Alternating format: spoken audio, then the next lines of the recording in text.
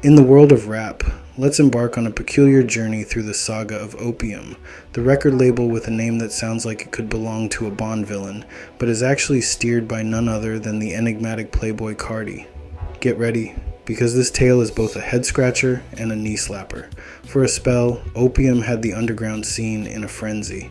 There was a time when it seemed like everyone, from your grandma to your pet goldfish, aspired to be a loyal world soldier under Opium's banner.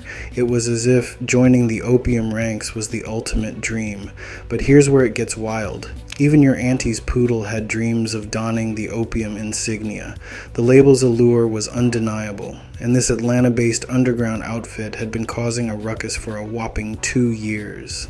Now, let's pause for a moment and talk about some of the notorious figures in Opium's cast of characters. You've probably heard the murmurs about Ken Carson and the sensational Destroy Lonely, two names that have been making waves with their audacious music and style. They were like the crown jewels in Opium's treasure chest, each adding their unique flair to the label's mystique. Homicide Gang, the fresh-faced newcomers on the block who recently dropped their project.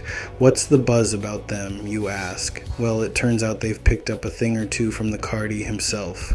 From ad-libs to their overall vibe, it's like they're sipping from the same opium-infused punch bowl.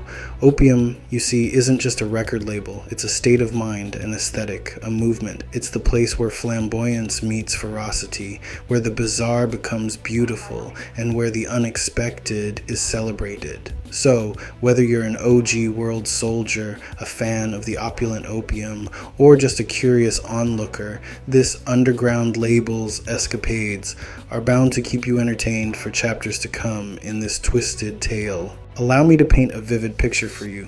Opium, my friends, was like the wild party where the floor trembles beneath your feet, and you find yourself in a mosh pit mayhem that would make even Tasmanian Devil envious. If you were seeking lyrical complexity akin to J. Cole or YBN Cordae, well, you'd be in the wrong galaxy.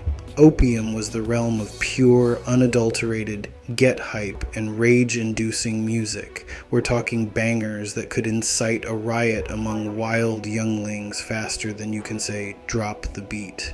It all revolves around the man at the helm, the enigmatic Carti himself. We've witnessed Carti's ascent from the depths of the underground, but let's face it, his rise was as enigmatic as Bigfoot riding a unicorn through a rainbow. What was the secret sauce that captivated fans? Was it his straightforward flow, his uncanny talent for beat selection, or perhaps the aura of enigma he draped himself in, releasing albums as often as we witness celestial eclipses? And if that's not enough to raise your eyebrows, consider this. Opium isn't just Carti's brainchild. It's a cog in the colossal machine that is Interscope Records. For those unacquainted with Interscope, let's just say they're a heavyweight in the music industry, with enough clout to make even the most stoic musicians sway to their rhythm. Now here's where the rabbit hole deepens. In the music industry, artists often find themselves in a Faustian dance with record labels, where creative freedom and artistic expression can sometimes be overshadowed by the relentless pursuit of album sales. Carti, being no exception, is tied to Interscope's puppet strings. If they wanted him to wear a vampire cape and perform on stage with fangs, well, you bet those fangs would be gleaming. But it doesn't stop there. Opium, the label, echoes the same eerie aesthetic as Carti himself. It's a place where upside-down crosses and pentagrams make frequent appearances, a far cry from the sunny side of the street.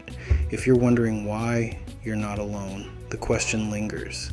If these artists don't believe in the supernatural, why do they adorn themselves with such imagery?